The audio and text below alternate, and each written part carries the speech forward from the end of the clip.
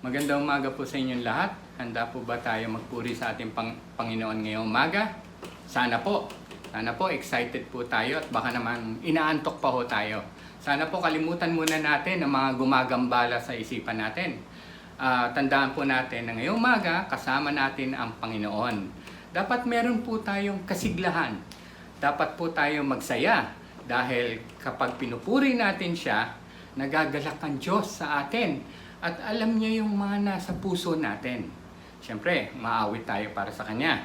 Sabi nga po sa awit 105 verses 2 and 3, basahin ko po. Siya ay purihin, suubin ng awit, ating papurihan, ang kahanga-hangang mga gawa niya ay dapat na isaysay. Tayo ay magalak, yamang lahat tayo ay tunay sa Kanya. Ang Kanyang pangalan, ang pangalang banal, napakadakila, lahat ng nais maglingkod kay Yahweh dapat nang magsaya. Masarap pong purihin ng Panginoon. Di ba po? Lalo pagka kuminsan meron tayong mga problema, nananalangin po tayo. Mas maganda po kung awitan pa po natin ang ating Panginoon. At nawawala po yung sama ng loob. Sabi nga, may nabasa po ako, the more we worship God, the more we grow to be like Him each day. So, dapat po grateful tayo that we have a God that we can worship in a way that will please Him. Kaya tayo po ay nagsasama ngayon upang mag-alay ng papuri, awitan at makinig sa sasabihin ng ating Panginoon ngayong umaga. Di po ba? Sambahin natin ang ating Diyos sa paraang kalugod-lugod sa Kanya, na may paggalang at pagtatakot. Sabi nga po sa Hebreo 12 verse 28, babasahin ko po. Therefore, let us be grateful for receiving a kingdom that cannot be shaken, and thus, let us offer to God acceptable worship with reverence and awe. Kapag lalapit po tayo sa Panginoon, dapat handa po tayo ngayon. Sabi nga, ulitin ko po, na may paggalang at pagkamangha. Worship with reverence and awe. Awitin po natin isang magandang awit, panalangin po sa ating Panginoon.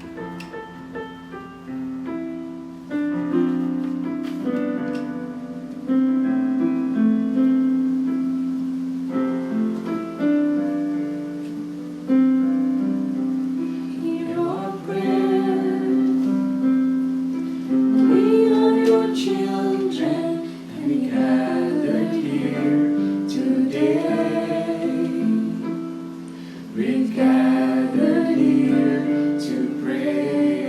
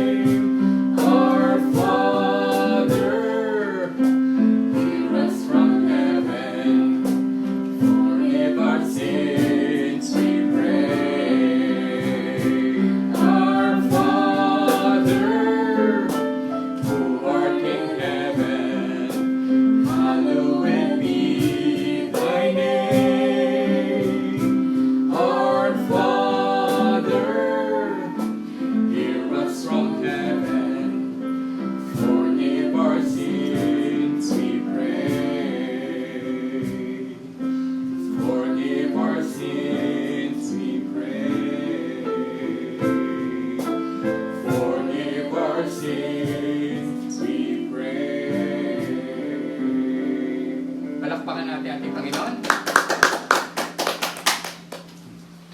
Sabi nga po sa Psalm 46:10, "Be still and know that I am God.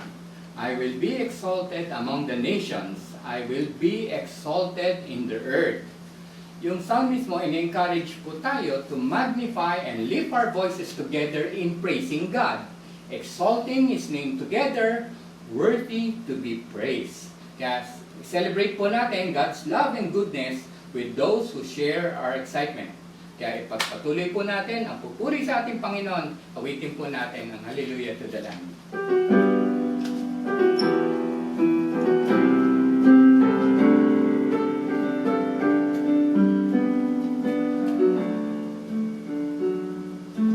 Lord, we stand in the midst of a multitude of those from every tribe and tongue.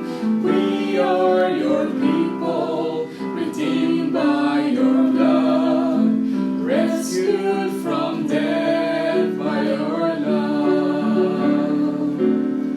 There are no words good enough to thank you. There are no words to express my praise, but I will lift up my voice and sing from my heart with all of my strength. Come on, everybody.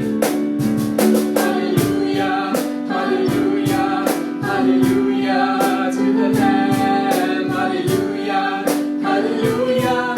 By the blood of Christ we stand. Every tongue, every tribe, every people, every land, giving glory, giving honor, giving praise unto the Lamb of God.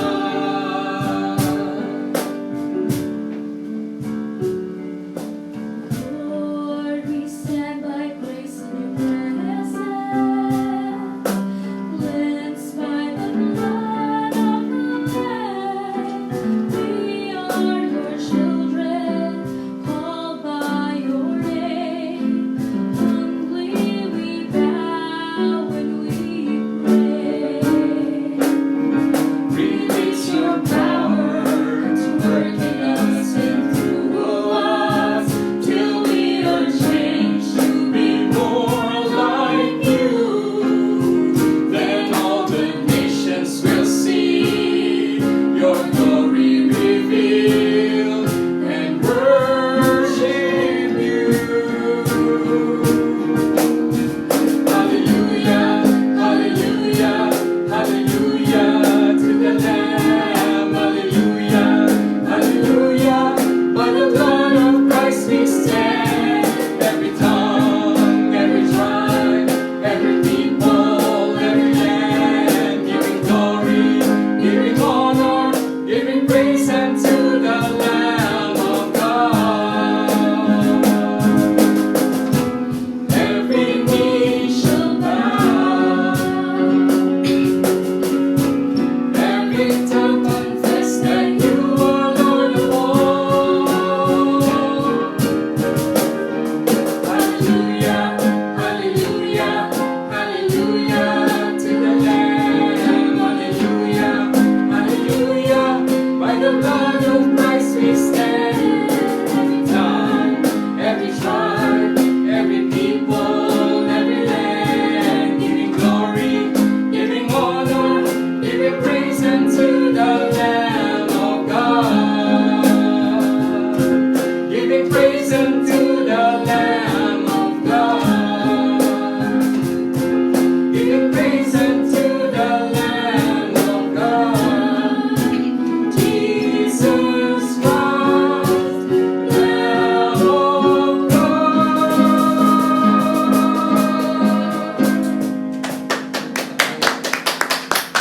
Manalangin po tayo. Mahal namin Panginoon, turuan niyo po kami na purihin kayo ngayong umaga. Nais po namin malaman kung paano po kami sasamba at aawit sa inyo na nararapat at may kagalakan. Sumasamba po sa inyo ng buong puso, sa espiritu at sa katotohanan. Pinagdarasal po namin na ang aming buhay ay maging isang parangal sa inyo ang lahat ng mga sinasabi namin at ang lahat ng ginagawa namin sa araw-araw. Panginoon, pinagdarasal din po namin na maging matuwid, matutunan lumakad sa inyong mga daan, maglingkod kasama ng lahat ng aming pagkatao at matutong mahalin ka tulad ng minamahal nyo kami. Tinataas po namin ang aming kahinaan, mga mali naming nagagawa sa araw-araw, sa aming mga kasalanan at sa pagsuway sa inyo. Patawarin nyo kami, baguhin nyo kami, Lord. Please forgive us. Lahat po ito, Lord, tinataas po namin para sa inyong karangalan, katakalaan, kabutihan at kaluwalhatian. Maraming salamat, Lord. At nandyan po kayo lagi para sa amin. Ngayong umaga po, Lord, teach us, Lord, how to worship you in the beauty of holiness so that in our hearts we will worship you in spirit and truth. To honor and glorify our God. Thank you, Lord. Thank you for loving us. Lahat po ito tinataas namin sa aming dakilang Diyos at aming tagapagligtas. Amen.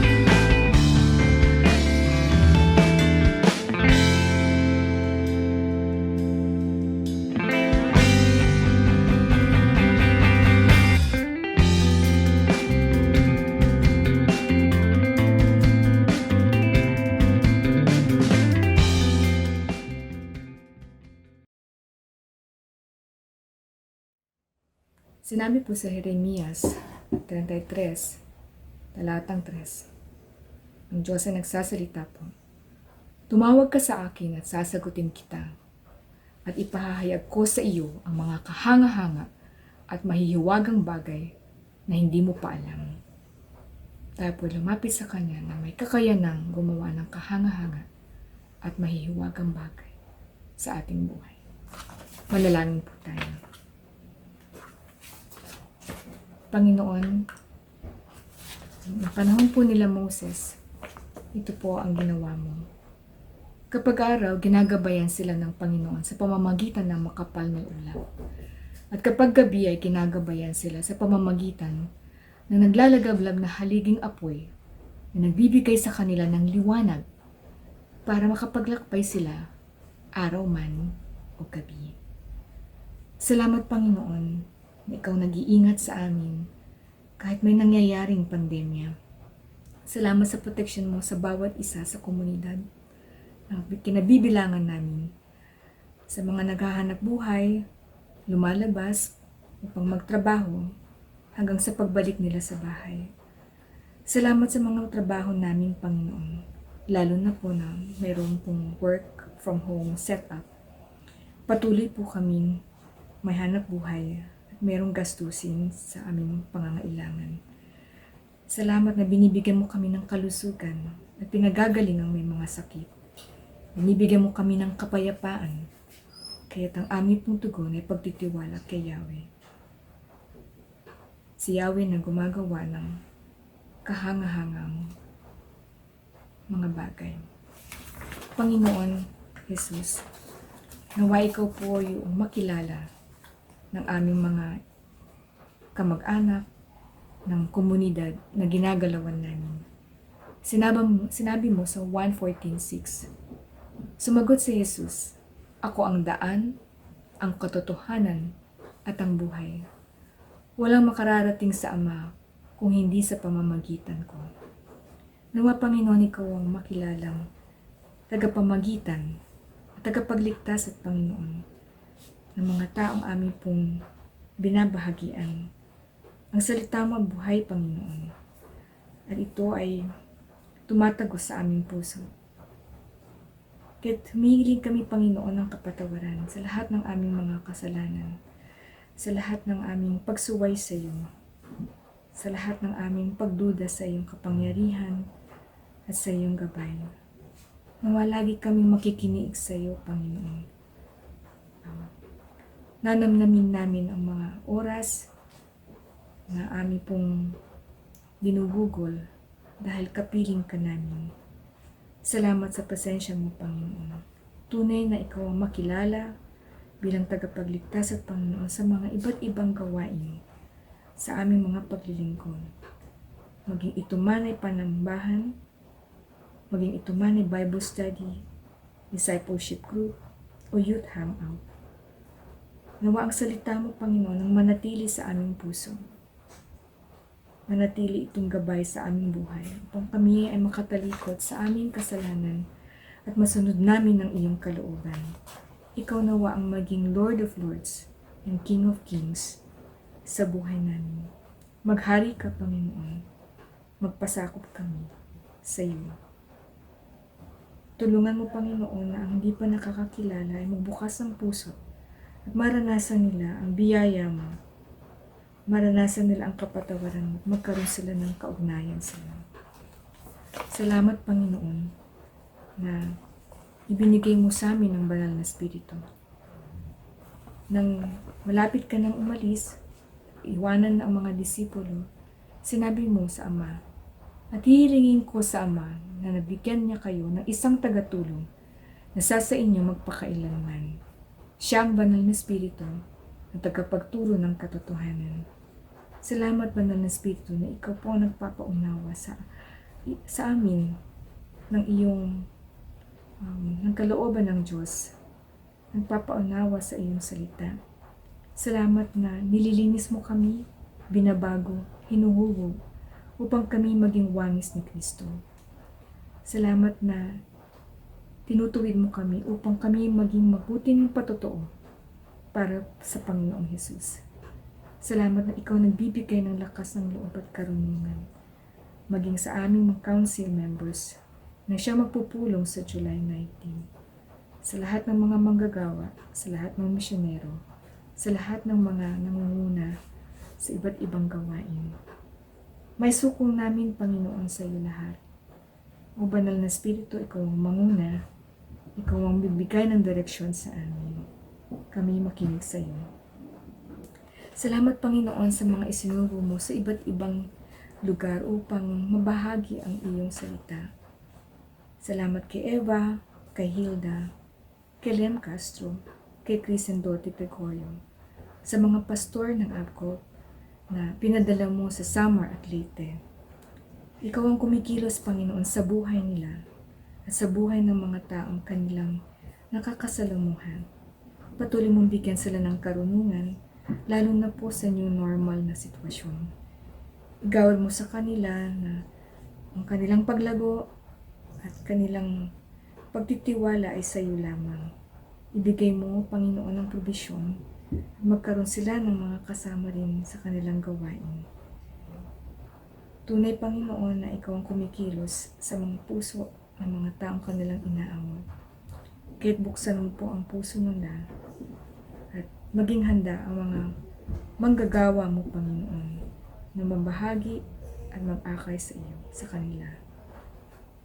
Paingatan mo sila, Panginoon, kung mayroong panghihina ng loob, kung may sakit, kung mayroong mga suliranin sa buhay. Wasakin mo, Panginoon, ang gawain ng kadiliman, ang gawain ng kaaway, na siyang pumipigil sa kanilang gawain. Ngayon tinataas namin, Panginoon, si Bel Beranya, na habang nasa Pilipinas ay makapagpatuloy po siya sa pag-aaral niya. Salamat po sa matatapat na mga supporters niya, nagbibigay ng pinansyal na tulong at nananalangin para sa kanyang gawain. Nawa ang online classes at mentoring ay magpatuloy at ay maging makabuluhan para sa kanya at makatulong sa kanyang paghanap ng direksyon sa pagmimisyon. Bigyan mo ng kagalingan, Panginoon, ang Inay Luz niya. Lumakas ang katawan, mailayo sa infection at masustena ang kanyang kalusugan. Bigyan po, Panginoon, ng opportunity ang kanyang mga kamag-anak na makapakinig ng Ebanghelyo at sila, Panginoon, ay magtamo ng kaligtasan.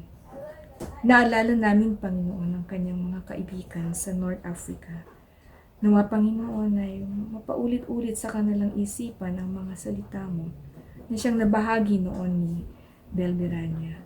Manatili sila, Panginoon, na hanapin ka kahit wala po siya doon. Naway magkaroon po sila ng pag-uugnayan sa iba't ibang paraan. Panginoon, gabayan mo siya, si Bel, sa kanya pong paglakad sa iyo. Salamat sa katapatan mo sa buhay niya. Ngayon, Panginoon, tinataas namin ang aming bayan at ang buong mundo. Patawarin mo kami, Panginoon, kung kami ay napanghihinaan ng loob at hindi nagtitiwala sa iyo. Marami kaming reaksyon sa mga pangyayari at nagkakaroon kami ng galit. Linisin mo kami, Panginoon. Salamat sa presensya mo dahil ikaw ay laging nandyan na nanatili sa amin, kumakalinga. Salamat sa pagpapagaling mo sa mga COVID-19 patients, sa pagsustena mo sa mga health workers.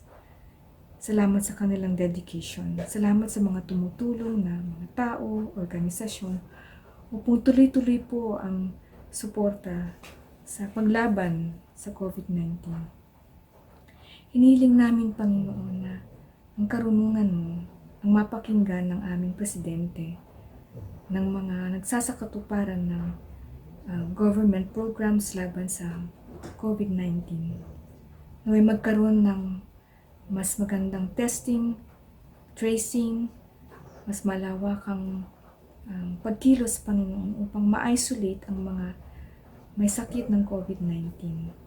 Naway masuportahan po ang mga ospital, lalo na marami na po ang full capacity. Mapagpatuloy ang probisyon ng PPEs at mapagpatuloy ang pagsasakatuparan ng tamang mga protocols upang hindi kumalat ang infection. Tulungan mo, Panginoon, na ang desisyon at ang mga patakaran ng aming pong gobyerno ay naaayon sa siyensya at sa batas. Maging matuwid, makatarungan, at mapagmalasakit ang pagpapatupad ng GCQ guidelines sa iba't ibang lugar. Tulungan mo, Panginoon, na magkaroon ng accountability sa COVID-19 funds. Napakalaki na po ang utang namin. At naway maging matuwid at malinis ang paggamit nito at makarating sa mga nangangailangan. Tulungan niyo, Panginoon, na ang katiwalian ay masupil, mapigilan po ito, maging matapat ang mga humahawak ng pondo. Para po sa aming mga mambabatas, sa executive branch, sa hukom, sa mga LGUs, tulungan niyo po na kilalanin nila ang otoridad mo. Kilalanin nila na ikaw ang may hawak ng lahat, may hawak ng buhay.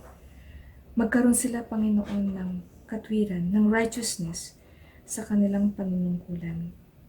Naway maisulong ang kapakanan ng mga tao, ng mga may sakit, ng health workers, ng mamamayan, at hindi maisulong ang sarili nilang agenda. Mapagtanggol nga po, Panginoon, ng aming teritoryo at ang aming soberanya. Pag-ingatan kami sa mga puwersa ng ibang bansa na nais sumako at magsamantala sa aming pong bayan. Tulungan mo ang mga mamamayan na magkaroon ng disiplina, magkaroon ng kooperasyon sa pagsunod sa mga safety measures upang hindi po kumalat ang COVID-19 at mahinto na po ang community transmission. Panginoon, ikaw lang po ang makakapuksa ng COVID-19 virus. Sa iyo po namin ito pinagkakatiwala. Sa iyo po namin pinagkakatiwala ang full recovery ng lahat ng pasyente, ang kagalingan sa lahat, ang kaaliwan para po sa mga nawala ng mahal sa buhay. Mahinto na nga po, Panginoon, ang pagkalat nito dito sa Pilipinas at sa ibang bansa. At kilalanin, Panginoon, na ikaw ang pumuksa at ikaw ang nagpapagaling. Salamat, Panginoon, na hindi po talagang naging malakas na bagyo ang bagyong Karina. Naway, Panginoon, pag-ingatan kami, bigyan ng proteksyon sa mga kalamidad, sa matitinding bagyo, sa malakas na lindol, at sa mga sunog at sa mga pagputok ng bulkan. Ikaw po, Panginoon, ang siya makapupuksa, makapagpipigil nito. Salamat, Panginoon, na ikaw ang aming muong, ikaw ang aming sandigan. Sabi sa awit 119-114, ikaw lamang ang muog ko at matibay na sanggalang. Ang pangako mo sa akin ay lubos kong aasahan. Purihin ka, Panginoon. Ikaw ang aming pag-asa. Ikaw ang aming muong. Ikaw ang aming kanlungan. Sa pangalan po ni Jesus. Amen.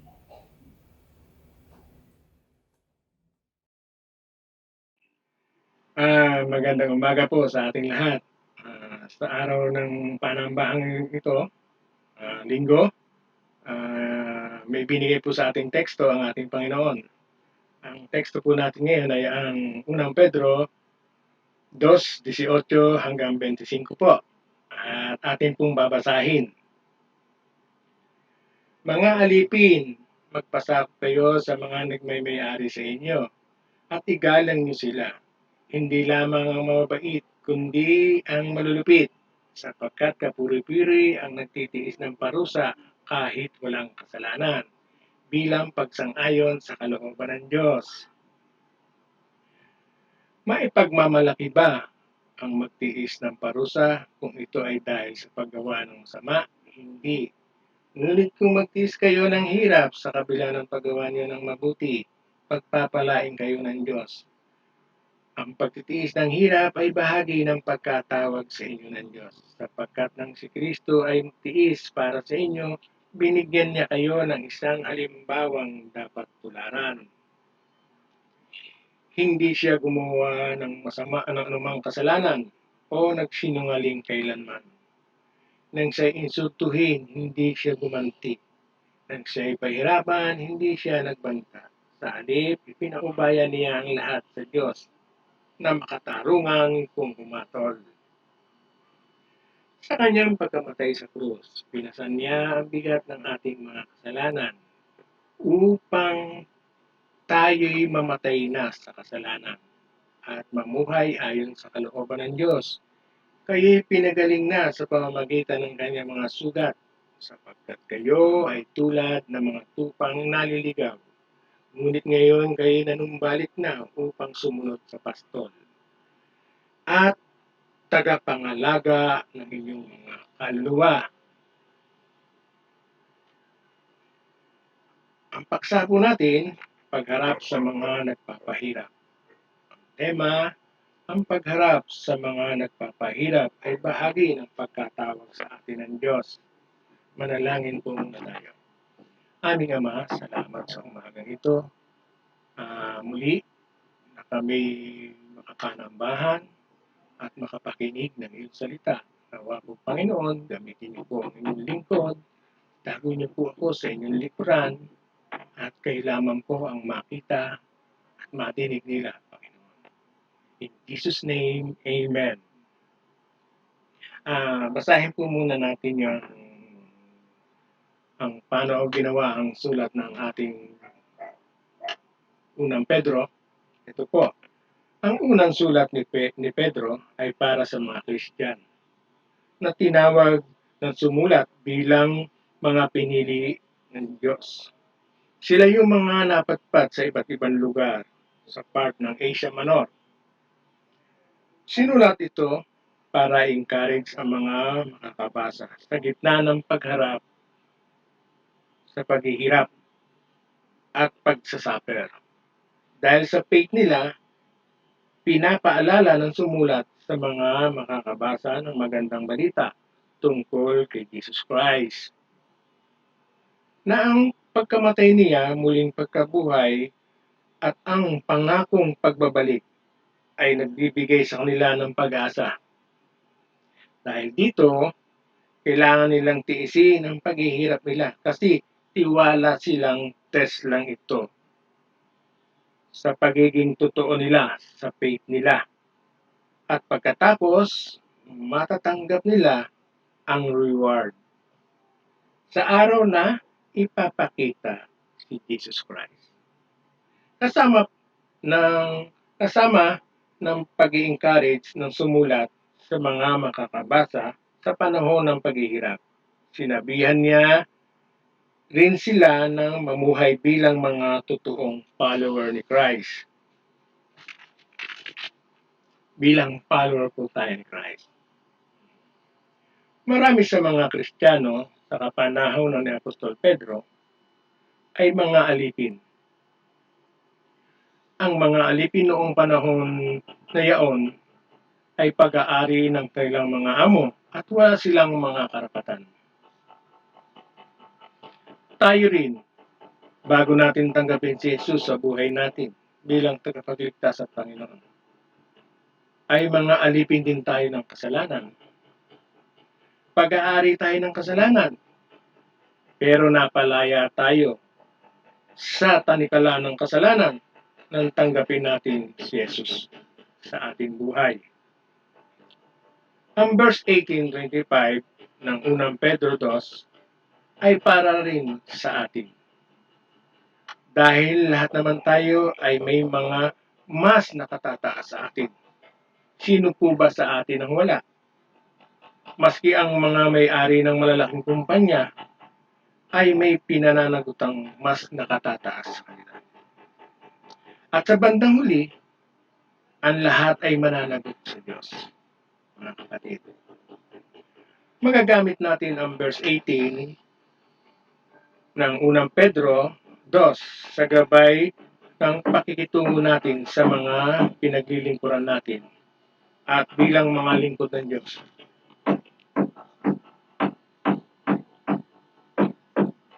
Una, magpasakop tayo sa mga among malulupit.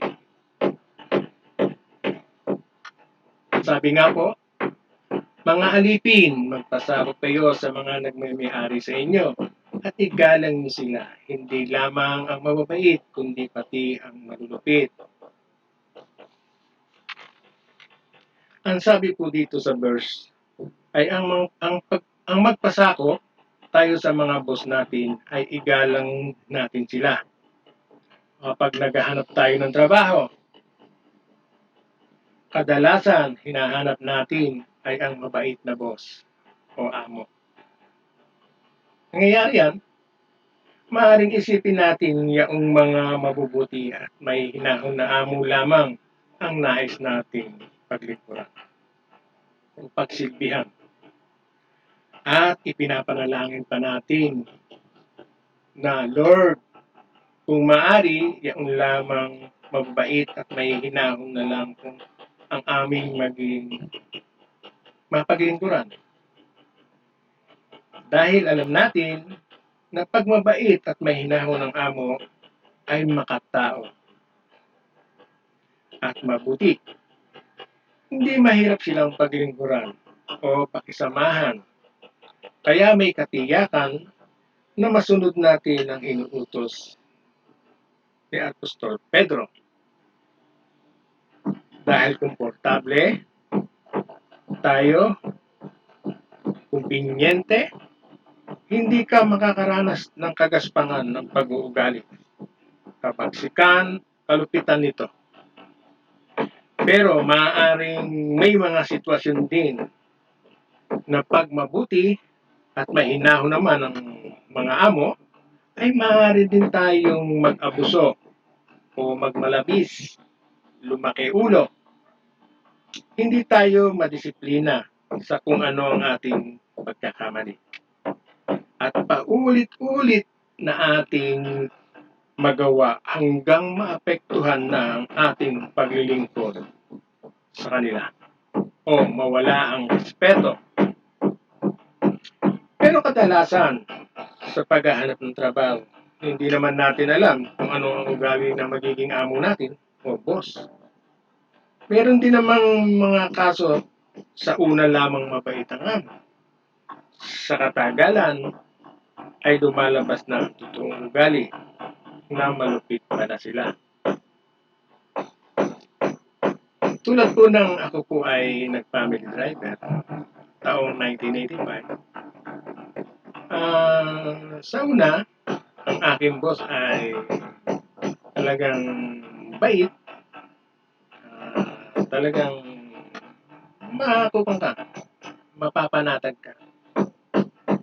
Pero tama na bandang huli na lumabas na ang ugali, ang kaya sa bagay, hindi natin maalis yun kasi meron sila, mayaman sila. Kaya ang kong kapatid ay hindi pa naman Kristiyano pero nahimik na lang. Siyempre, pag hindi ka na masaya sa isang trabaho, ay nagpaalam naman po tayo na maayos.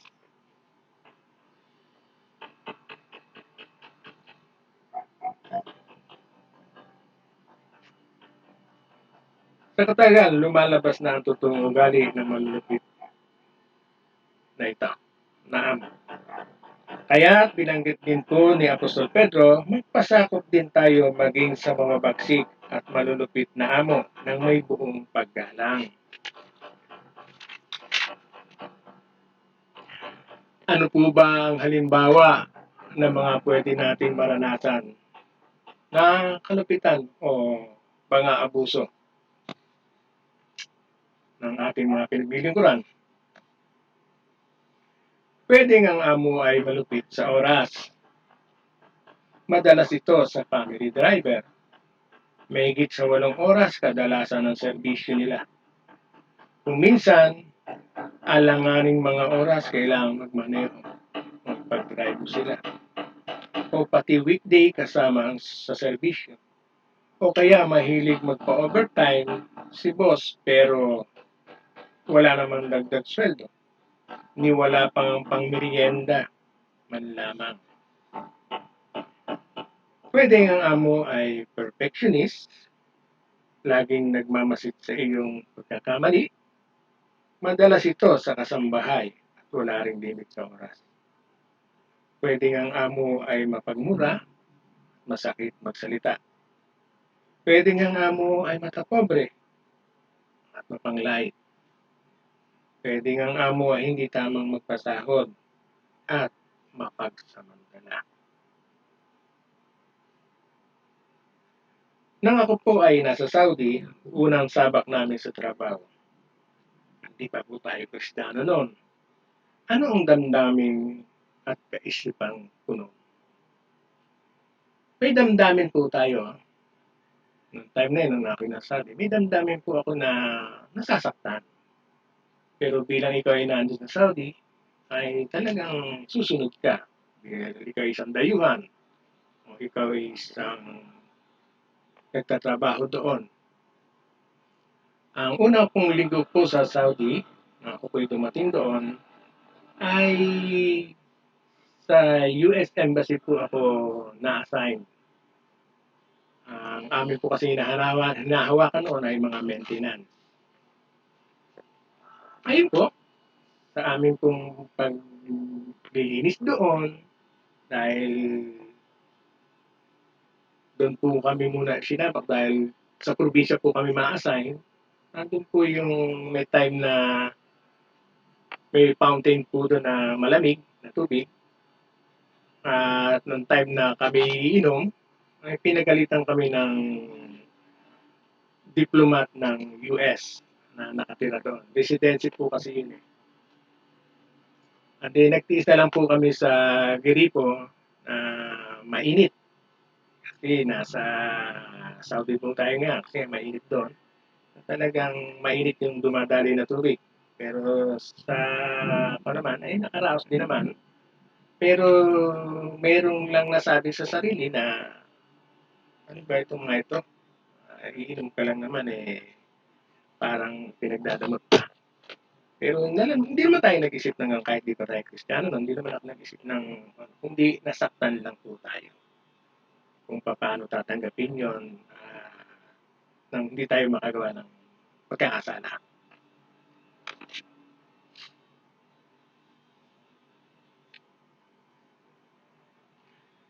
Ano man po ang ating kalagayan sa ating amo. Mabuti man o hindi, inaasahan tayo ng Diyos. Susundin natin ang ating amo ng may takot at paggalang. Gawin natin iyon na totoo sa ating puso para sa ating Panginoong Hesus. At sa nasabi nga po sa Epeso, mga alipin, sundin ninyo ang mga amo ninyo ng may takot at paggalang. Gawin ninyo yon ng totoo sa puso, na parang kay Christ kayo nagsiserve. Gawin niyo yan ng may nakakakita man o wala. Hindi lang para purihin kayo ng mga tao, kundi dahil mga alipin kayo ni Christ, buong puso ninyong sinusunod ang gusto ng Diyos.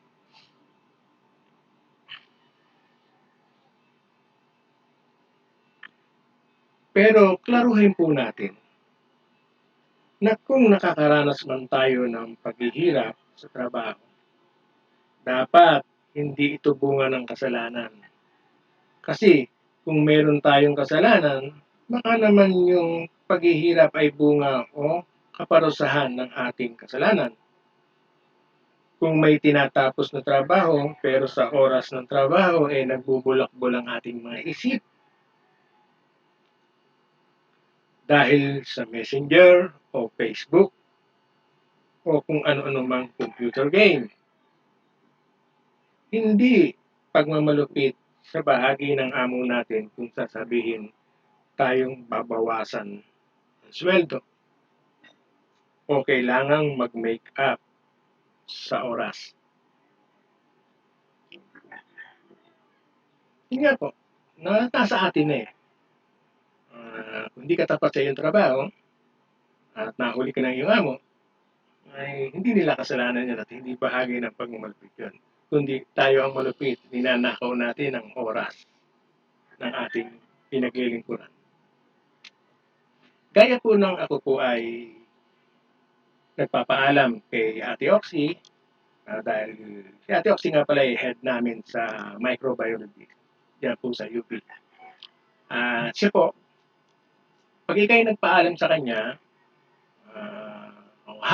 mag-half day ka, ay laging hindi niya kinakalimutan na June. Kasi June ang tawag sa opisina. Baka hindi nakakalim mga pinsan ko. Sabi niya, mag-makeup ka na lang kung ikay mag-undertime.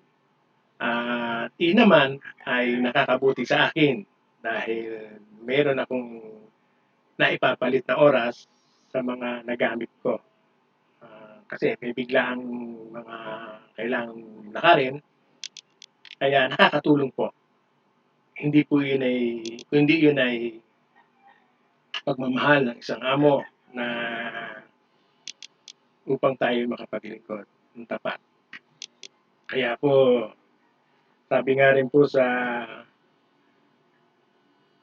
kaya nga ang sabi po sa ni Apostol Pedro sa unang Pedro 2:19 hanggang 20, sapagkat kapuri-puri ang nagtitiis ng parusa kahit walang kasalanan bilang pagsang-ayon sa kalooban ng Diyos. Maipagmamalaki ba ang magtiis ng parusa kung ito'y dahil sa paggawa ng masama? Hindi. Ngunit kung magtiis kayo ng hirap sa kabila ng paggawa ninyo ng mabuti, pagpapalain kayo ng Diyos.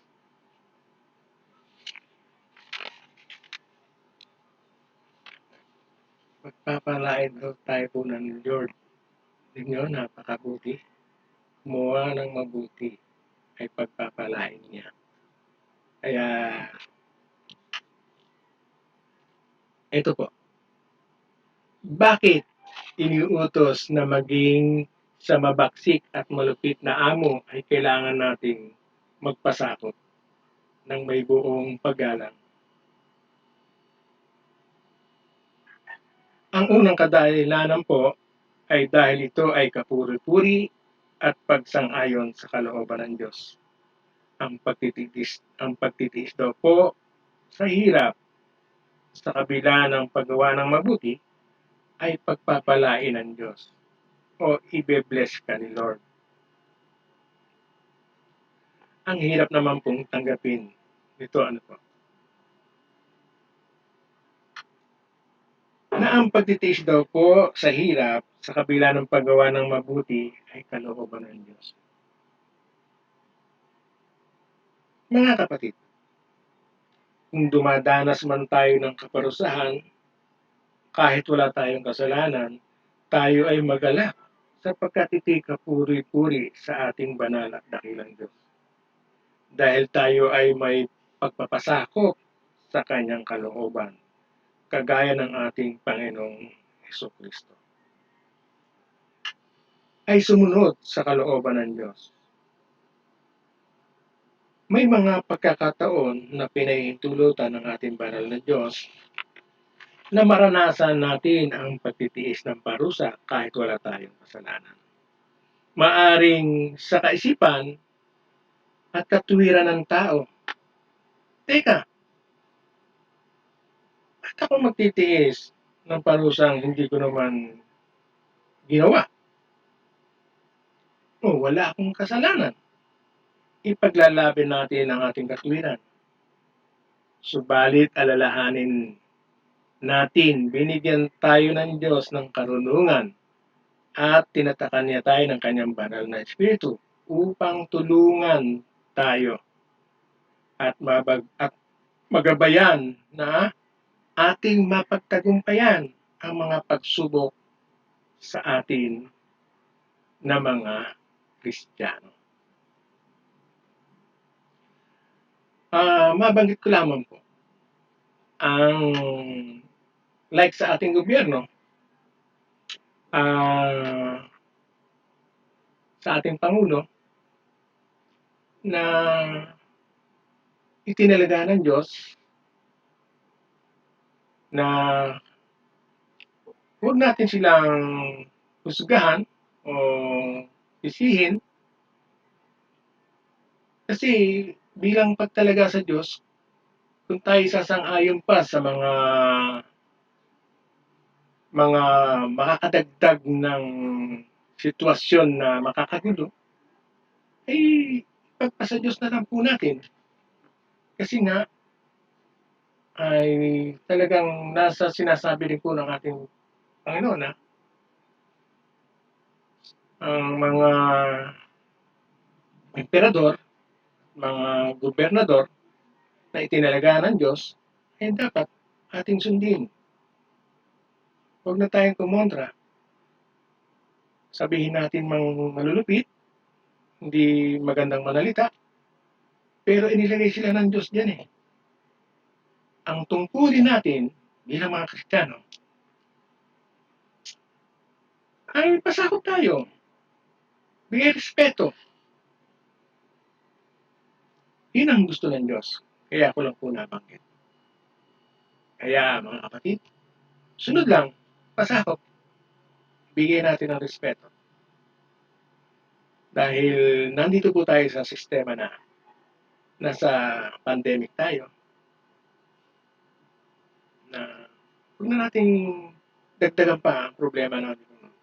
Hindi man niya pinakita na siya'y nahihirapan. Dahil gusto niya ang tao hindi mag-worry. Katulad ng ating Panginoon.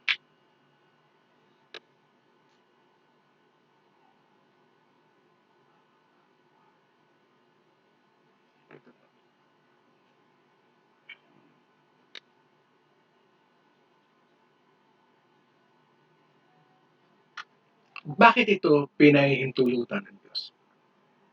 Na maranasan natin na magtiis ng parusa kahit wala tayong kasalanan. Pinahihintulutan ito ng banal na Diyos upang hubugin ang ating pagkatao. Yung being natin bilang lingkod o servant ng Panginoon. Ang ating Panginoong Jesus. Na magkaroon tayo ng kakayahan ng pagtitiis ng kaparusahan, bagamat wala tayong kasalanan. Tayo ay pagpapalain ng Diyos na malinis ang ating puso at maging matatag sa ating pagtitiwala sa Kanya. Dahil ang mga tagasunod ng Panginoong Hesus ay dapat maging handa sa pagtitiis ng kaparusahan kahit humantong pa sa kamatayan. Ang sabi nga po sa Mateo, ang gustong maligtas sa sarili niyang buhay, ang siyang mawawala nito.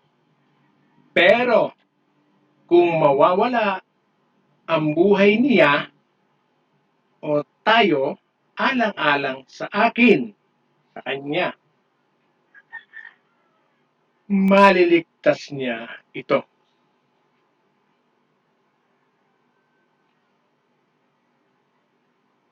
Like Jesus po. Ang mga alipin, audience ni Apostol Pedro ay walang kalayaan kung ang amo nila ay malupit. Hindi sila makalipat sa iba. Kapag umalis sila, takas na alipin sila at maaaring ipapatay ng mga among nagmay-may-ari sa kanila. Sa atin sa ngayon, sa karamihan, may kalayaan tayong mamili ng pagsisilbihan. Pati nga mga namumuno sa atin, may kalayaan tayong mamili sa botohan. Pero ang ating pagtitiis sa pahirap at paggawa ng mabuti sa mga nakatataas sa atin ay maaaring makapagpabago sa kanila. Sabi nga po sa Roman 12:20 hanggang 21 po, subalit kung nagugutom ang iyong kaaway, pakainin mo. Kung nauuhaw, painumin mo. Sa gayon, ay magbubuntong ka ng mga baga sa kanyang ulo. Huwag kayong magpatalo sa masama. Instead, gumawa kayo ng mabuti. Matalo nyo ang masama.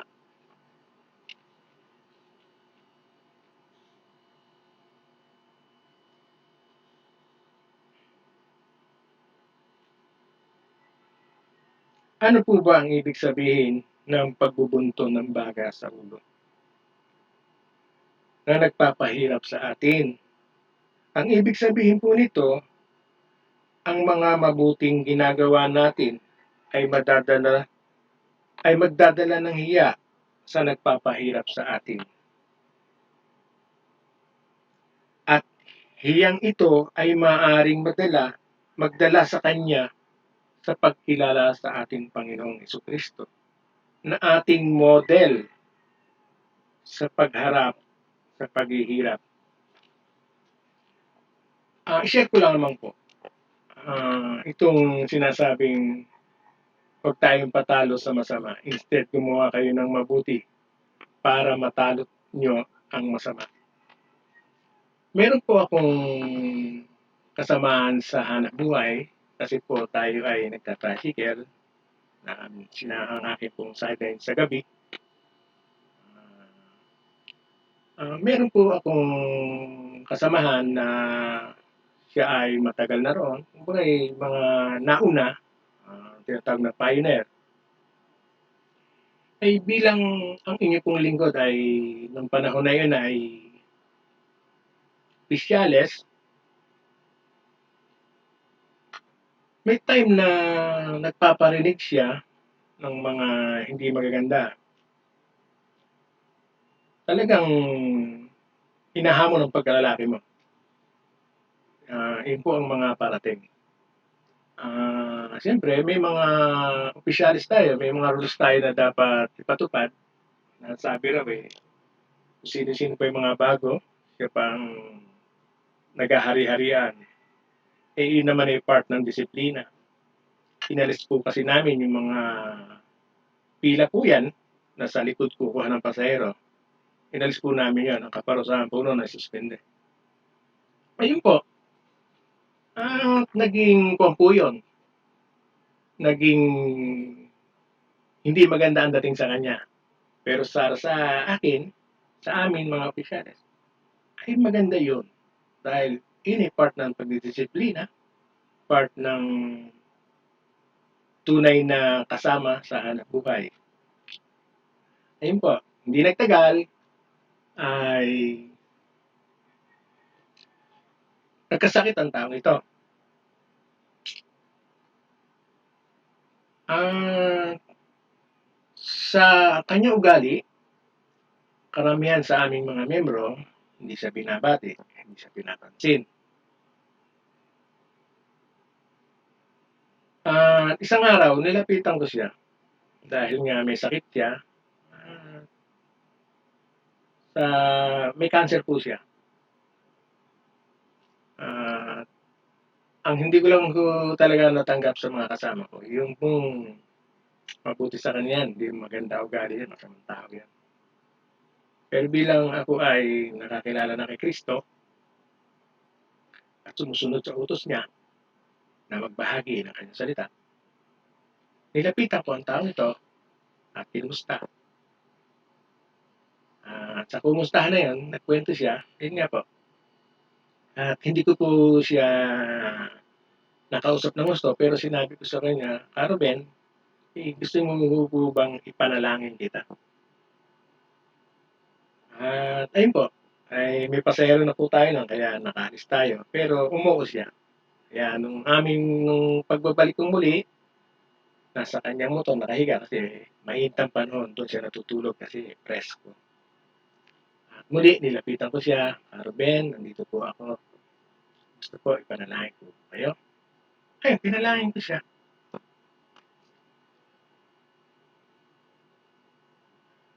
Sa panalangin na yon, ay nakita ko na siya ay umiiyak. Halos hindi nga po siya makatingin sa akin. Pero sa panalangin na yon, nandun po yung pagtanggap kay Kristo na siya lamang ang Diyos na makapagliligtas sa mga taong kasalanan. At sinabi ko rin po, bilang inyong lingkod, ay makasalanan din. Pero importante, sinasabi sa kanya. Ayun po, hindi siya makatingin sa akin. Sabi ko, ba't umiiyak ka? Talagang ganyan yung nakakaramdam ng pag-ibig ng Diyos.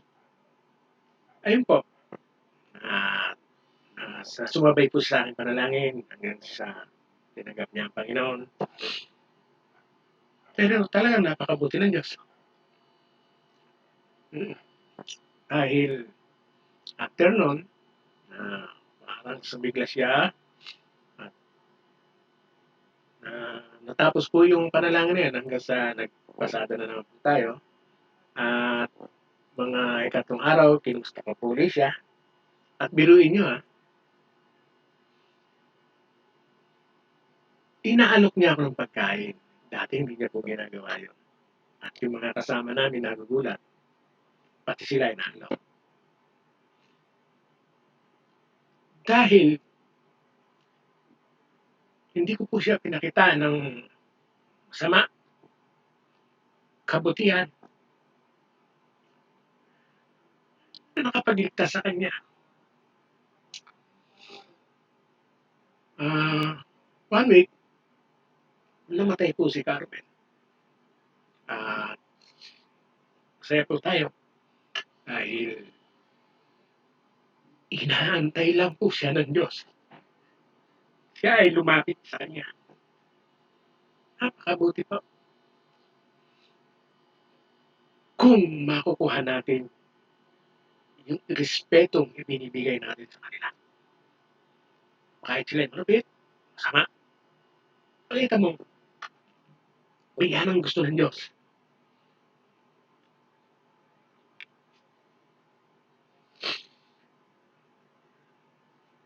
Okay? Tingnan po natin ang unang Pedro 2:21. Ang pagtitiis ng hirap ay bahagi ng pagkakatawag sa inyo ng Diyos, sapagkat nang si Kristo ay magtiis para sa inyo. Binigyan kayo ng isang halimbawang dapat tularan.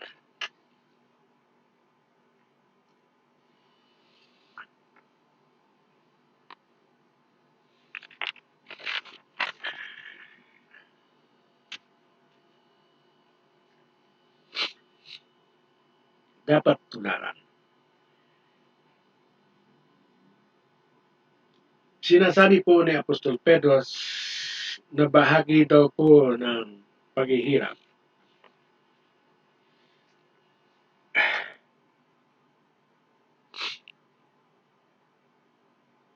ang pagtawag sa atin ng Panginoong Jesucristo.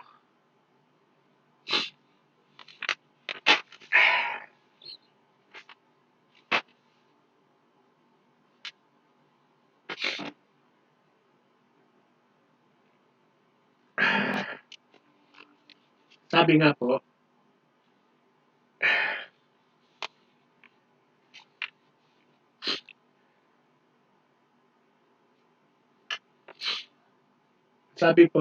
ang pagtitiis ng hirap ay bahagi ng pagkakatawag sa inyo ng Diyos sapagkat nang si Kristo ay magtiis para sa inyo, binigyan kayo ng isang halimbawang dapat tularan. Sinasabi po ni Apostol Pedro sa bahagi daw ng paghihirap sa pagtawag sa atin ng Panginoong Jesucristo. Bahagi ng pagkakatawag. Mga kapatid, huwag nating kalilimutan na tayong mga Kristiyano ay mga tagasunod na ng Panginoong Hesus. Ito po ay isang challenge o hamon ng pagsubok sa atin ng mga tagasunod ng Panginoong Hesus.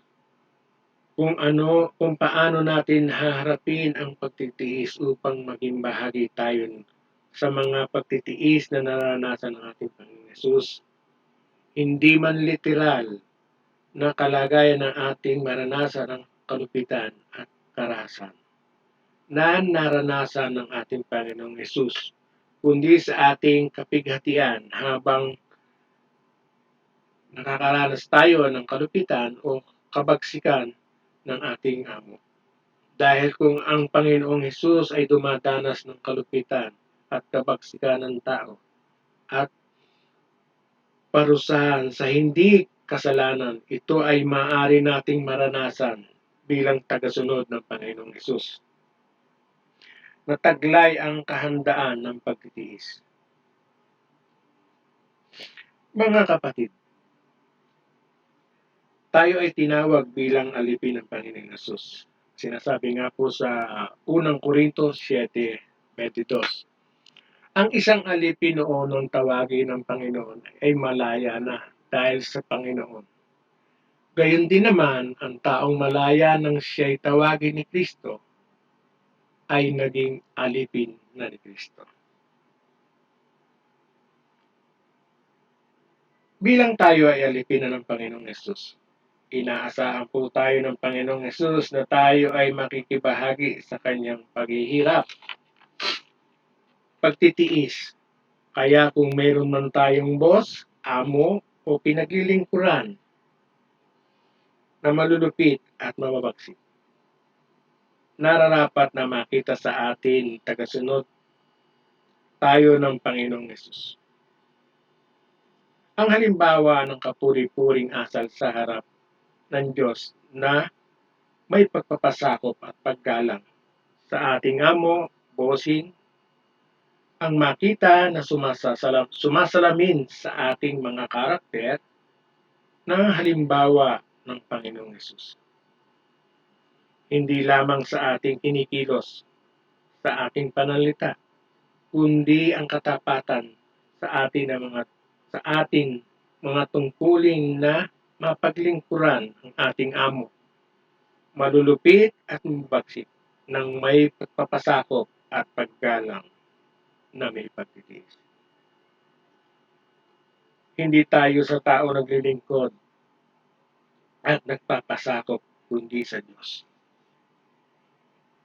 na tumawag sa atin at sa banal na espiritong nasa atin, na siyang laging gumagabay para makayanan natin ang kalupitan at kabaksikan ng ating among mga pinaglilingkuran.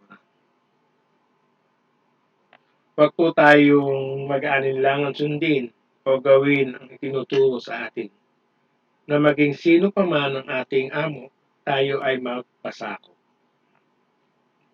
Nang may paggalang, binigyan ng Diyos ng karunungan ng bawat Kristiyano upang sa panahon na dumating ang mga pagsubok na na ito o tayo ay manatiling tapat at mabuti tayong servant ni Christ. Sinasabi nga po sa Colosas 3:22, mga alipin, sa lahat ng bagay ay sundin ninyo ang inyong mga amo, may nakakakita man o wala. Maglingkod kayo, hindi upang kalugdan ng mga tao, kundi dahil kayo'y talagang tapat at may takot sa Panginoon.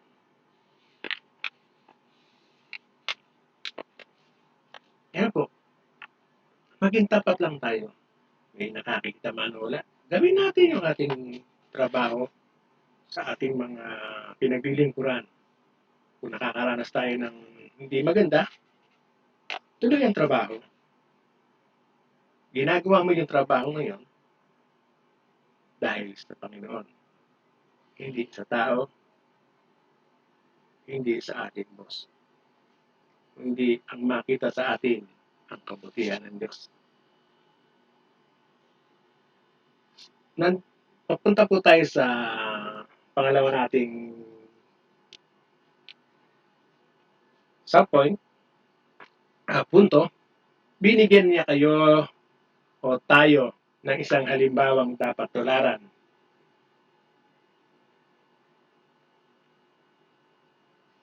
Sinabi din po ni Apostol Pedro na may halimbawa na pwede nating tularan.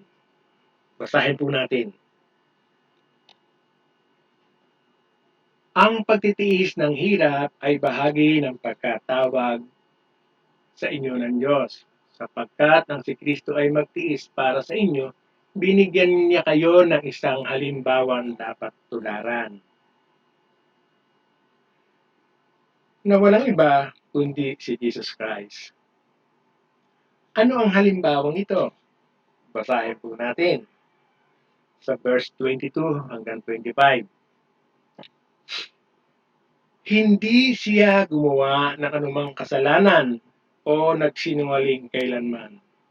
Nang siya'y insultuhin, hindi siya gumanti nang siya'y pahirapan. Hindi siya nagbanta. Sa halip, ipinaubaya niya ang lahat sa Diyos na makatarungan kung humatol. Sa kanyang pagkamatay sa krus, pinasan niya ang bigat ng ating mga kasalanan upang kayo'y mamatay na sa kasalanan at mamuhay ayon sa kalooban ng Diyos. Kayo'y pinagaling na sa pamamagitan ng kanyang mga sugat, sapagkat kayo'y tulad ng mga tupang naliligaw, ngunit ngayon kayo'y nanumbalik na upang sumunod sa pastor at tagapangalaga ng inyong mga kaluluwa.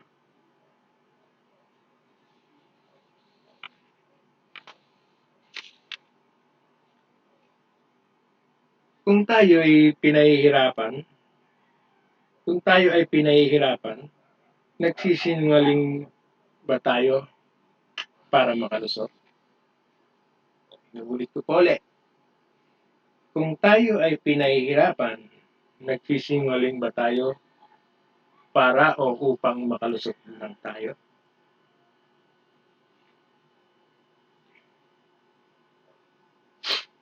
Sa mga palabas, nakikita natin kapag pinagagalitan ng amo ang isang katulong sa bahay. Pwedeng dinuduraan niya ang pagkain, sinisilbi sa atin. Sinisilbi sa kanyang amo. Maski sa labas, huwag tayo magtataray sa mga kainan. Dahil kung ikay magsusungit, o magsusuplador sa mga nagsaserve sa iyo sa pagkain, huwag po natin gawin. Kasi malay natin may hindi tamang gawin sa ating kakainin.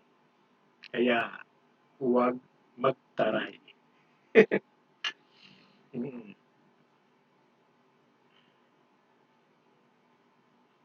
Mga kapatid, tayo ay witness ng Panginoong Hesus. Sa kanyang pagtitiis at pagdurusa Alam natin na ang Panginoong Hesus ay walang kasalanan. Pero bakit ang Panginoong Hesus ay naparusahan? Nagtiis ng paghihirap ng labis at namatay sa krus ng Kalbaryo. Sa ikatlong araw ay nabuhay ngang muli. Ang lahat ng ito ay tinanggap ng Panginoong Hesus na walang anumang pag-aalinlangan. Sana ganun din po tayo dahil iniwan niya na tayo ng halimbawa. Yung ating pong binasa, halimbawa na dapat natin tularan. Kung tayo mga Kristiyano ay may pagpapasakop sa kapangyarihan ng dakilang Diyos at sa pangalan ng Panginoong Hesus, tayo man ay makakaganap ng hirap ng pagpapasakit na ating matularan ang ating Panginoong Hesus. Tayo ay pagpapalain sa ating pagtitiis ng kaporsahan. Kahit wala tayong kasalanan upang ipagpatuloy ang naumpisahan ng Panginoong Hesus sa pagpapalaganap ng mabuting balita ng kaligtasan. Ay atin ding mapagtagumpayan sa ating kasalukuyang henerasyon. Ang katotohanan sa ating pagsunod sa pagpapalaganap at pagbahagi ng mabuting balita ng kaligtasan, tayo ay makakaranas ng ma-persecute o hinahatulan tayong mga lingkod ng Diyos. Nangyayari yan, kundi katalikuran, sabihan ka ng hindi maganda, ikaw, paniniwalaan ko, ugali mo noon, halos di kumakain ng iyong mga mura. Sakit, di ba? Pero ginawa natin yon, pero binago tayo ng Diyos. Dahil kinilala natin siya at tinanggap na Panginoon at tagapagligtas. Walang iba kundi si Jesus. Hinahatulan tayo ng mga Kristiyano sa ating pagbabahagi. Ibinibida natin, ipinapahayag natin ang tungkol sa Panginoong Hesus Kristo. Tungkol sa Panginoong Hesus Kristo. Siya ang ibinibida natin. Siya ang binabahagi natin. Siya ang bida rito, hindi tayo. Tayo man ay makakaranas ng pagpapasakit, ng panghuhusga, o i-judge tayo. Kaya't nararapat na tayo'y maging handa sa ating mga nararanasan. Maging handa. Kahit nakakaranas tayo na yun, on the spot, kailangan sa sitwasyon ng inyong pagkwentuhan, sa sitwasyon ng mga problema, may mga verse ka dapat napupulot na apply sa taong nakakaranas ng mga pagdarahop. Pagdarahop is paghihirap. Kaya po ang tanong mga kapatid, mga kaibigan, kasamahan sa trabaho, ang tanong po sa lahat,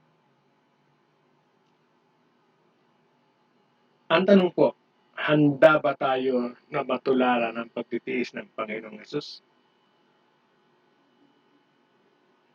Ang tagumpay ng isang tao ay dumarating pagkatapos ng mga pagdarahop. Ang tagumpay ng isang tao ay dumarating pagkatapos ng pagdarahop, ng paghihirap na mapagtagumpayan. Dahil i-bless tayo ng Lord. God bless Sunday po sa ating lahat. Purihin natin ang Diyos. Maaari na po nating i-deposit ang ating mga offerings at tithes sa ating LOLCF bank accounts sa pamamagitan ng online transactions. Para po sa Bank of the Philippine Islands o BPI, ang ating account name ay Lord of Life Christian Fellowship of Quezon City, Inc. At ang ating account number ay 228-3100831. Para naman po sa Banco de Oro o kaya naman ay BDO, ang ating account name ay Lord of Life Christian Fellowship of Quezon City, Inc. At ang ating account number ay 0022-102-92774.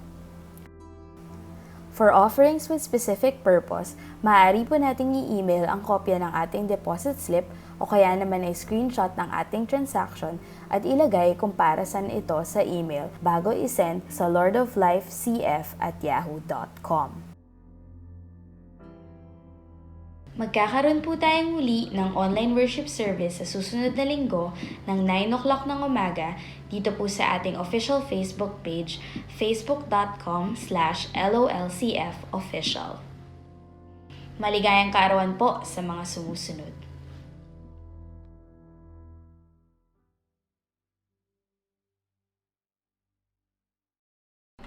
Tunay nga na si Kristo ang ating pinakamainam na halimbawa pagdating sa pagsunod, pagpapasakop at pagtitiis. Siya ay sumunod, nagpasakop at nagtiis even to the point of death.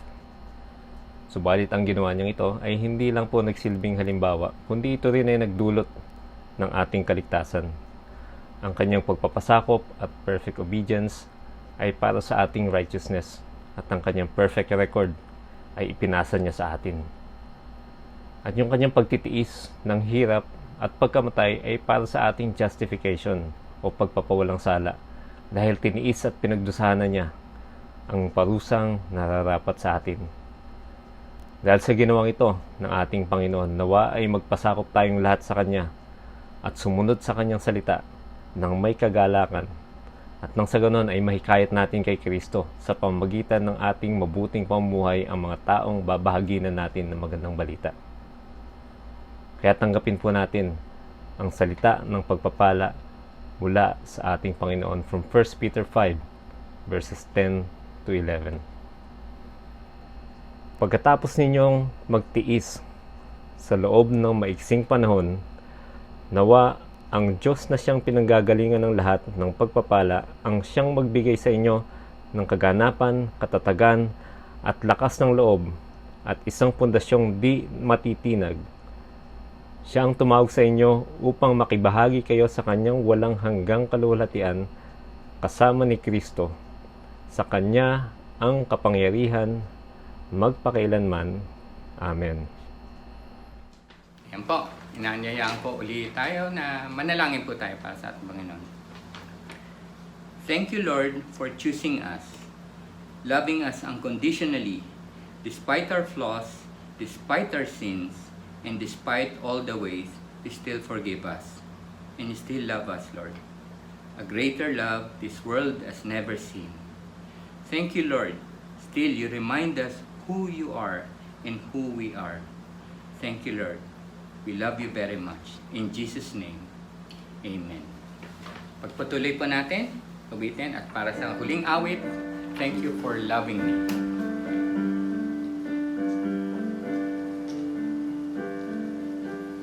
What love the Father has lavished on us, that we should be called His sons and daughters, precious in His sight. Greater love this world has never seen. When He hung on the tree, oh why would He do such a thing for dirty sinners like you and me? Oh God, thank you for loving me. When on the cross you made history, Lord, you died for me forever. My praise will go to Thee, oh God. Thank you for choosing me to be your child and bear your name. Oh Jesus, I will never cease to sing your praise. Your love is patient and humble and kind. It's greater than all my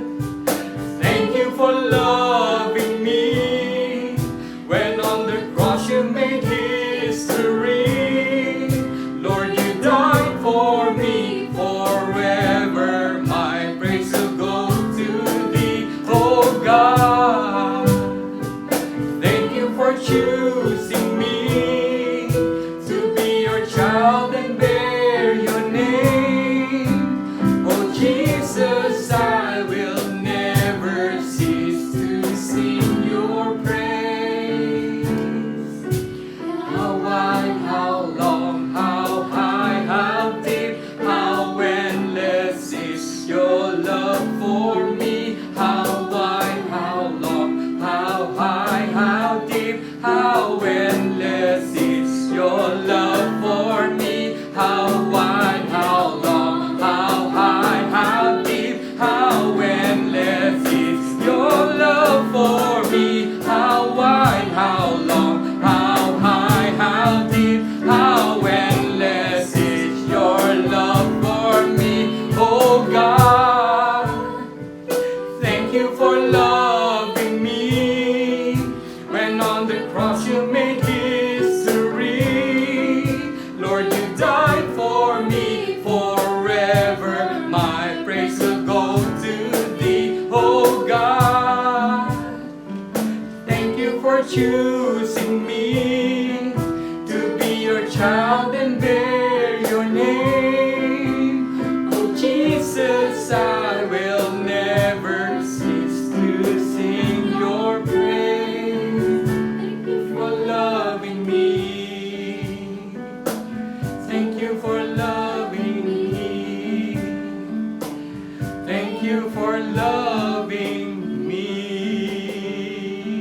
Palakpakan po natin ating Panginoon. Thank you. See you next Sunday.